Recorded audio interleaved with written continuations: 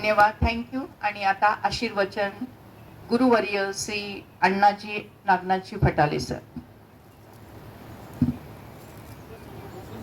नाही नाही, सवय आहे, माणूस सवयीचा गुलाम आहे.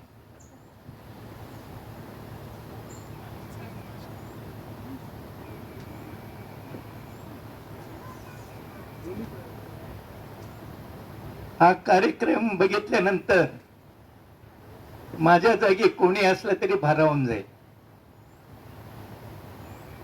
कुटुंबाची व्याख्या वेगवेगळ्या पद्धतीने करता येईल, पण आज या ठिकाणी तुम्ही सगळेजण जमलेले आहात ते माझ्या कुटुंबाचेच आहात, कुटुंबातीलच आहात.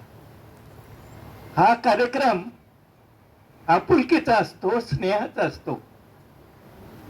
आज हा कार्यक्रम नगरला झाला, पण याच्या आधी बासरला झाला, परभणीला झाला, नांदेडला झाला, औरंगाबादला झाला. मी यादी वाढवत नाही. दरवर्षी वेगवेगळ्या ठिकाणी कोणीतरी पुढे येतो आणि सांगतो की तो कार्यक्रम आमच्याकडे घ्यावा. सुधाचा आग्रह होता की हा कार्यक्रम तर ठीक आहे, स्नेह मेळावा, आपुलकीचा मेळावा, पण तुम्ही 90 वर्षात गेलात, आपल्या घराण्यात 90 वर्षाचे कोणी झाले नाहीत, तुम्ही पहिले. आणि 1000 वेळेला पौर्णिमेचा चंद्र बघणारे त्यांच्या मातोश्री म्हणजे माझी धर्मांगिनी पत्नी. आता दोघंच एकत्र आम्हाला कार्यक्रम घ्यायचा आहे, तुम्ही नगरलाच घ्या. मी विचार केला की नगरला यांचं आहे सहस्र दर्शन, 1000 वेळा चंद्र यांनी बघितलं कशा करता.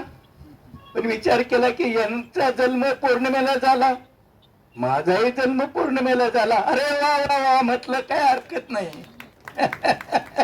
जुळतं बरं नारी. 68 वर्ष आमचा संसार, 68 वर्ष. एकदाही मी हात वर केला नाही, एकदाही आमच्या दोघांमध्ये मतभेद झालं नाही. मी फार वेगळ्या विचाराचा माणूस होतो. सकाळी 10ला बाहेर पडलो म्हणजे मी पत्रकार आहे का कार्यकर्ता आहे का समाजिक शिक्षक आहे काय कोणाला माहिती.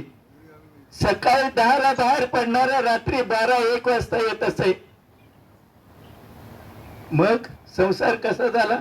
भांडे ह्याच घासायच्या, कपडे ह्याच धुवायच्या, झाडलोट ह्याच करायच्या, स्वयंपाक ह्याच करायच्या, नोकरी ह्याच करायच्या, मुलांना ह्याच वाढवायच्या, मुलांवर संस्कार चांगले ह्याच करायचे. मला क्रेडिट देऊ नका.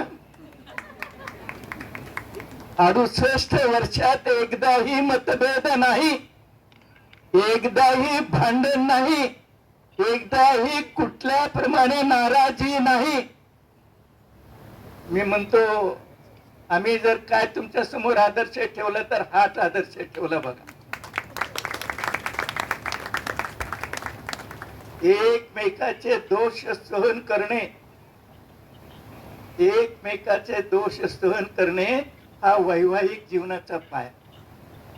मी ज्या ज्या वेळेला माझ्या नातूचे नातीचे मुलांचे लग्न झाले तर एक उदाहरण देत असतो गमतीनं. तुमची परवानगी असेल तर सांगतो. सांगू का. मी एक टीव्हीवर चॅनल बघितलं होतं. दोघं जण असतात, एक तरुण एक तरुणी, त्यांचं प्रेम असतं, एकमेकाला जीव देत असतात, 24 तासामध्ये वेगळे राहणे असं त्यांची वृत्ती असते. अरे प्रेमविवाह होतो, दोघांच्या कुटुंबाची मान्यता असते, लग्न होतो, लग्नाच्या दुसऱ्या दिवशी काय होतं. प्रेम आहे बरं का एकमेकावर, दावून सुलाखून एकमेकावर प्रेम आहे, जीव द्यायला तयार आहेत. काय द्यायला तयार आहेत. जीव द्यायला तयार आहेत. परंतु तो नवरा येतो, आंघोळ करून येतो आणि ते टावेल पलंगावर टाकतो. चारित्र्य वेगळं, प्रेम वेगळं, स्वभाव वेगळा, सगळं चांगलं, पण सवय तर ती इतकी रागवते, भांडते आणि घटस्फोट होतो ना. आंघोळ करून आल्यानंतर टावेल पलंगावर टाकलं ओलं, याच्यातून घटस्फोट. म्हणजे सवय सुद्धा वैवाहिक जीवनामध्ये फार महत्वाचं आहे. आणि आमचं कुठेही काही झालं नाही बरं का. आजच्या कार्यक्रमातून तुम्ही काय घेऊन जावं असं जर कोणी मला विचारते, मी सांगेन की कुटुंब टिकवायचं असेल तर एकमेकाला सहन करा. सगळं जुळतं असं नाही हो. देवानं एकासारखं 1000 माणसांना बनवलेलं नाही. प्रत्येकाचे चारित्र्य वेगळं, प्रत्येकाचा स्वभाव वेगळा, प्रत्येकाचं शारीरिक ठेवण वेगळं. कोणाला जातीचा अभिमान, कोणाला धर्माचा अभिमान. माझे जावई डॉक्टर प्रकाश तर जैन आहेत, मित्र हिंदू, कट्टर हिंदू, ते जैन आहेत. मी लहानपणापासून स्वामी समर्थांना मानतो, त्यांचं कुटुंब तर साईबाबाला मानतात. तुम्हाला सांगतो, साईबाबाच्या चरणी त्यांना ठेवण्यात आले. त्यांचे वडील जे होते ते साईबाबा संस्थानचे प्रमुख होते. म्हणजे असा त्यांचा जन्म. तर साईबाबाचा संदेश काय? श्रद्धा. काय संदेश आहे? श्रद्धा आणि सबुरी. ज्याच्या जीवनात श्रद्धा आहे, ज्याच्या जीवनात सबुरी आहे, ते आमचे स्वामी महाराज काय म्हणतात? भिवू नको, मी तुझ्या पाठीशी आहे. हे दोन्ही गुरुतत्व, हे खरं गुरुतत्व. दोन वेगळे दिसतात. हे साईबाबा, मी स्वामी समर्थवाला. या दोन्ही गुरुत्व त्याचं एकच सांगणं आहे, श्रद्धा रखो, सबुरी रखो, भिवू नकोस, मी तुझ्या पाठीशी आहे, असं ईश्वर सांगतो. आणि असं कुटुंब घडतं. आजच्या कार्यक्रमातून तुम्ही हाच बोध घेऊन जावा की श्रद्धा बाळगा. कोणती गोष्ट लगेच लगे होईल असं म्हणू नका. सबुरी बाळगा. घाबरू नका. ईश्वर तिथं आहे, तो तुम्हाला सांभाळून घेतो. आपलं कर्मच आपल्याला पुण्य देत, आपल्याला पाप देत.